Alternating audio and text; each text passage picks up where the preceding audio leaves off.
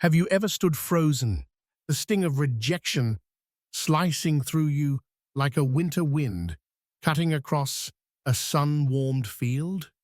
It's not just a fleeting moment, it's a mirror, reflecting the parts of you you've tucked away, hoping they'd stay hidden. Rejection isn't the enemy you've been taught to dodge. It's a guide, a fierce but truthful friend, nudging you toward the shadows you've yet to face. Let me share a story about how this uncomfortable truth reshaped my life and how it can reshape yours. 3 years ago, I lingered outside a bustling cafe in the heart of a city alive with motion. The air carried the rich scent of roasted coffee, blending with the chatter of strangers and the clink of porcelain cups. My pulse raced as I waited for someone I'd pinned my hopes on, someone I thought could define my worth. Her name was Lila Harper, 29, a painter whose laugh sparkled like sunlight on water. I'd spent weeks perfecting my words, tweaking my smile, even reshaping my dreams to fit what I thought she'd want. But when she arrived, her eyes didn't glow with the warmth I'd imagined. Instead, she offered a gentle but firm no. The world seemed to hush, the cafe's hum fading into a dull ache in my chest. Rejection didn't just hurt, it seared. But as I trudged home through rain-slicked streets, the damp soaking into my shoes, a realization hit me. That moment wasn't about Lila. It was about me. Rejection burns because it forces you to face what's unresolved inside. The doubts, the insecurities, the whispers that you're not enough. Carl Jung once said, "Everything that irritates us about others can lead us to an understanding of ourselves." Lila's no wasn't a verdict on my value. It was a spotlight on my craving for her approval, a need I hadn't even seen until it shattered me. Pause for a moment. When was the last time rejection knocked you off balance?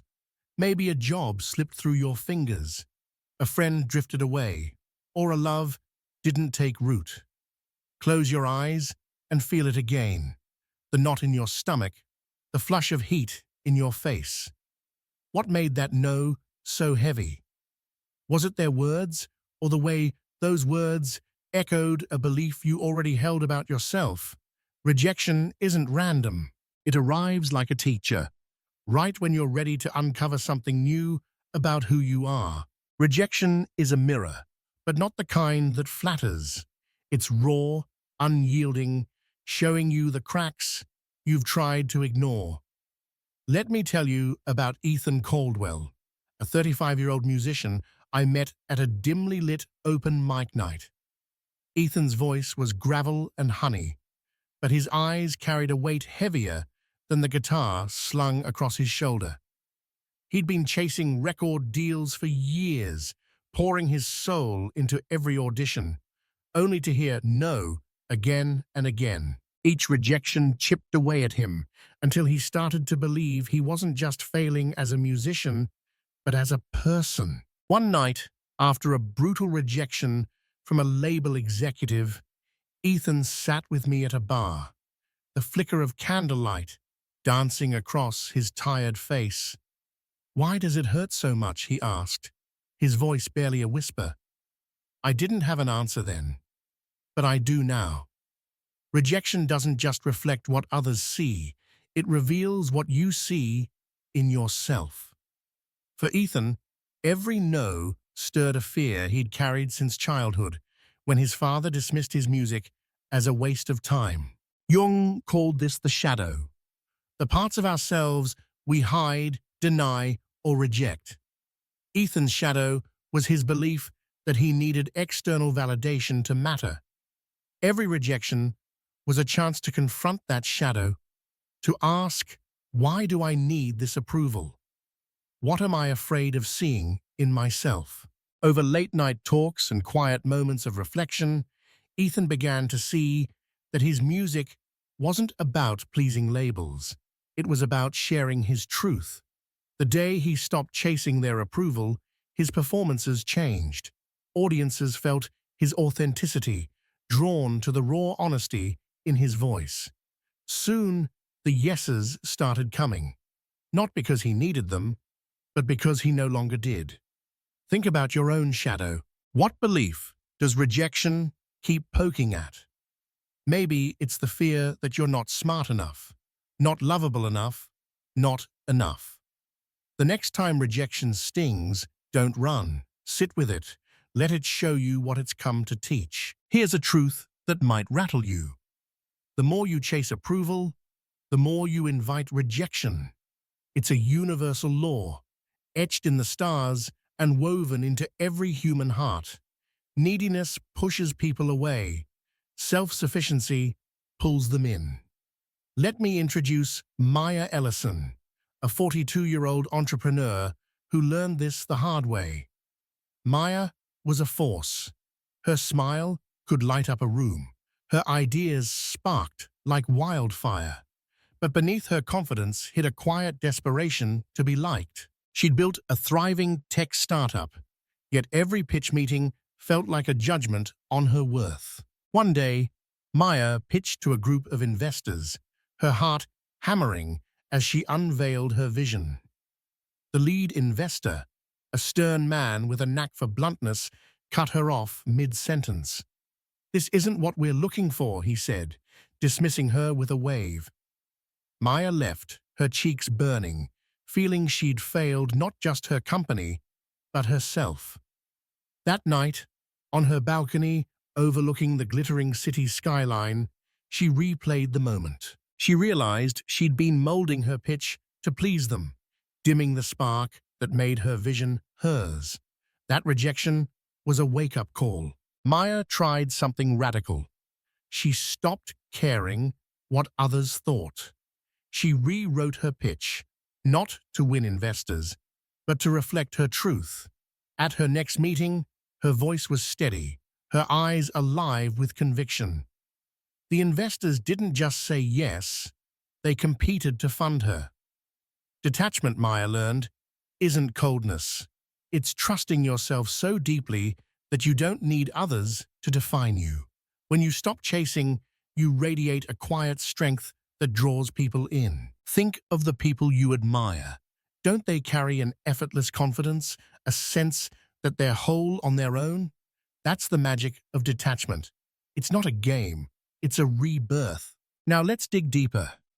The most painful rejection isn't the one others hand you, it's the one you inflict on yourself.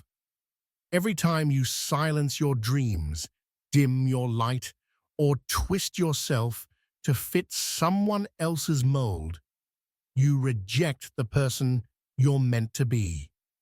Let me tell you about Noah Bennett, a 27-year-old writer who nearly lost himself to this quiet betrayal. Noah had always dreamed of writing novels, stories that burned in his chest, demanding to be told. But he grew up in a family that prized practical careers: law, medicine, engineering. His mother, kind but unyielding, once told him, "Writing won't pay the bills, Noah." So he buried his stories, taking a marketing job to please her. He was good at it, but every day felt hollow.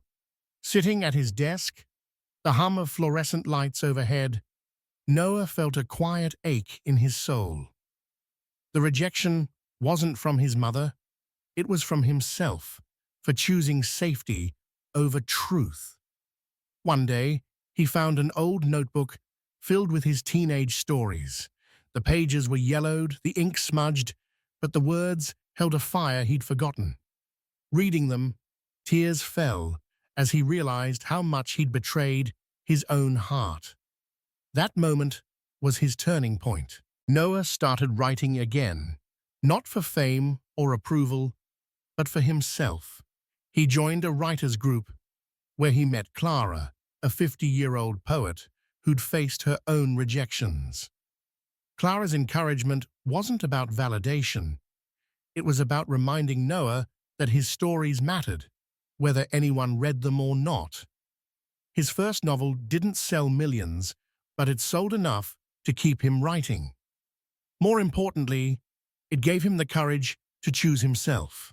The rejection he'd feared from his family, from the world, faded next to the freedom of living his truth. Ask yourself, where are you rejecting yourself? What dreams have you buried to avoid a no? The greatest tragedy isn't rejection, it's a life spent running from who you are. Rejection, when you embrace it, becomes alchemy. It turns pain into power, fear into freedom. It's not about becoming someone else, it's about becoming you, fully and unapologetically. Let's meet Zara Nguyen, a 33-year-old dancer who discovered this through a rejection that nearly broke her. Zara had danced since childhood, her body moving like water, fluid and free. At 31, she auditioned for a prestigious dance company, the kind that could define her career. She poured everything into her performance, the stage lights hot on her skin, the music pulsing through her veins. But the director's feedback was crushing. You're talented, but you lack presence. Zara was shattered.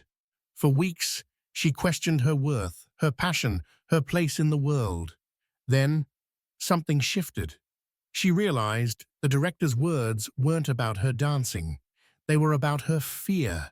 She'd been dancing to please the audience, not to tell her story. She started practicing differently, alone in her studio, the wooden floor creaking under her feet, the mirrors reflecting her soul.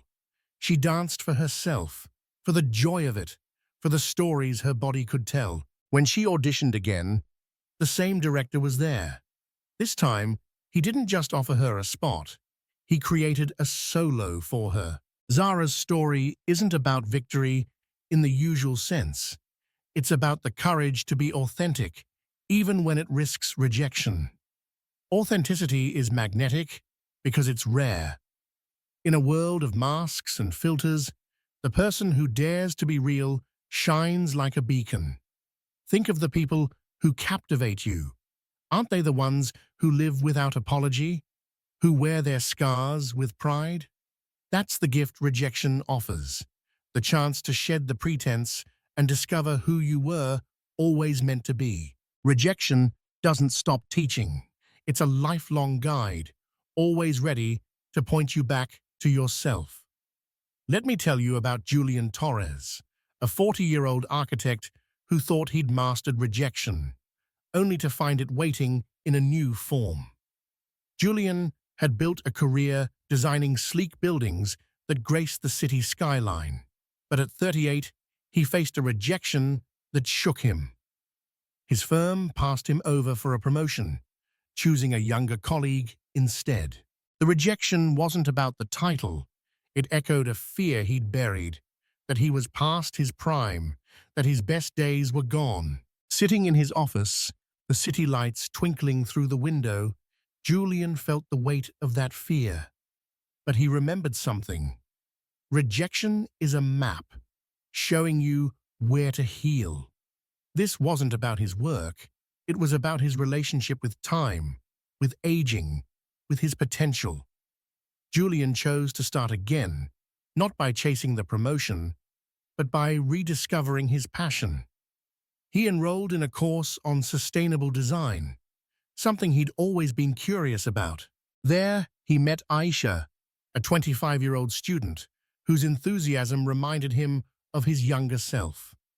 Aisha wasn't afraid to fail. She sketched bold, impractical designs, laughing when they didn't work. Her courage inspired Julian to take risks, to design for the thrill of creation. One night, working late in the studio, the air thick with the scent of charcoal and coffee, Julian shared his story of rejection. Aisha listened, her eyes bright. Maybe rejection isn't about losing, she said. Maybe it's about making space for something new. Those words stayed with him. Julian started a side project, designing eco-friendly community spaces, parks, libraries, places for connection. His firm noticed, and soon they asked him to lead a new division, But Julian didn't need their approval anymore. He'd found something better, the courage to begin again, no matter the risk. Rejection is never the end. It's an invitation to explore new paths, to rediscover what makes you alive. Where is rejection calling you to begin again? Maybe it's a dream you've shelved, a risk you've avoided, or a truth you've yet to embrace. The beauty of rejection is that it never stops teaching, as long as you're willing to listen.